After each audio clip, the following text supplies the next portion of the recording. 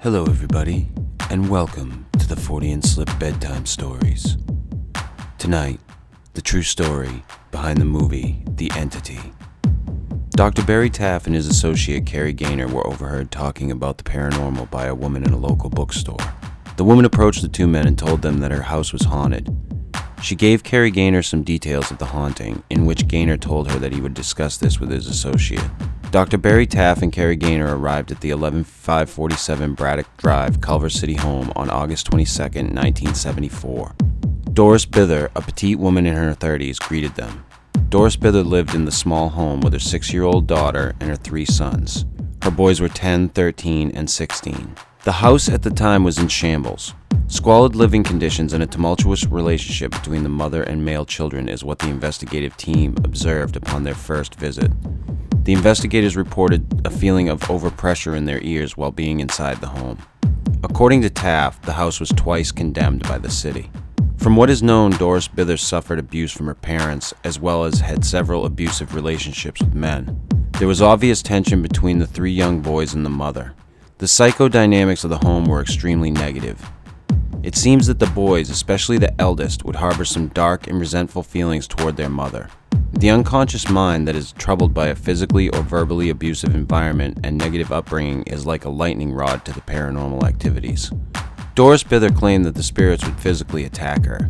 The reports range from Doris walking around her home and bumping into the ghosts to actual spectral rape. Of course, Taff and Gaynor were skeptical of all of this. Ghost apparitions are a hard thing to prove and collect evidence for. Ghostly rape is even harder to believe.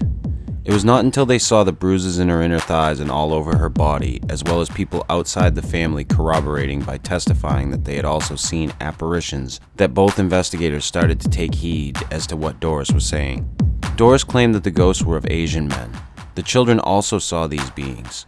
The visions were so frequent that the children dubbed one of the more prominent ghosts as Mr. Who's It. The claim of rape by these beings is one of the most interesting aspects of the case. Doris Bither reported that 2 of the beings were the smallest ones and would hold her down while the bigger or tallest of them would rape her. Dory's eldest son would admit to seeing her mother being tossed around the room. In one instance, he tried to intervene and was thrown across the room by the unseen force. To both investigators, this must have been the most bizarre claim to date. How can you prove spectral rape or even claim it? It would seem that a person would have to be insane to even admit this.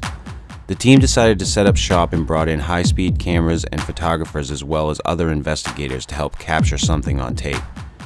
In a famous report, all investigators and equipment, as well as Doris, were in the small bedroom. Cramped and anxious to see any paranormal activities, they decided to have Doris conjure up the beings by having her call them. Doris began swearing and yelling at the spirits while 30 or so investigators were crammed in her room. To much surprise, lights started manifesting around the room.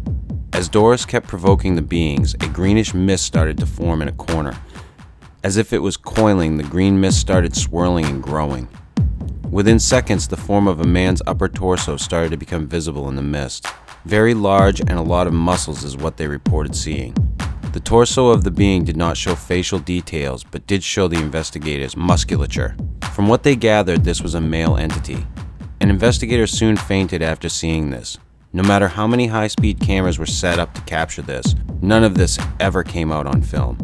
The pictures only show what appears to be a free-floating arc light in the middle of the room as well as some light orbs. The most famous and incredible of these photographs is the one that shows Doris sitting on a bed, investigators surrounding her, and the free-floating arc of light in the middle of the picture. What's incredible and equally unbelievable is that the arc of light appears smooth, even though this is a room with corners, and one would expect bends in the arc as when someone uses a projector to display an image and the image hits in the corners of the room. The photographic evidence produced by the team shows the arc of light floating above Doris Bither with no bends, even though behind it we see the room's corner. After Doris Bither left her Culver City home, the phenomenon ceased to exist in the house. Future residents of the house have not reported anything out of the ordinary. The house remains to this day ghost-free and is in good conditions. Dr. Barry Taff reported that Doris Bither moved from Culver City to Carson, California, from Carson to San Bernardino, California, and from San Bernardino to Texas, and finally back to San Bernardino.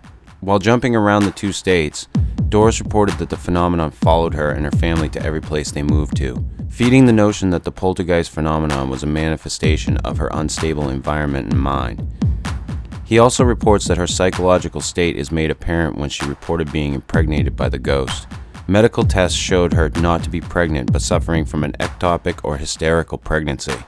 No one can say for sure what could have been going on with the family in that small Culver City house, since Doris Bither has not been heard of since the late 80s or 90s, and her kids have not come forward. We cannot know for certain.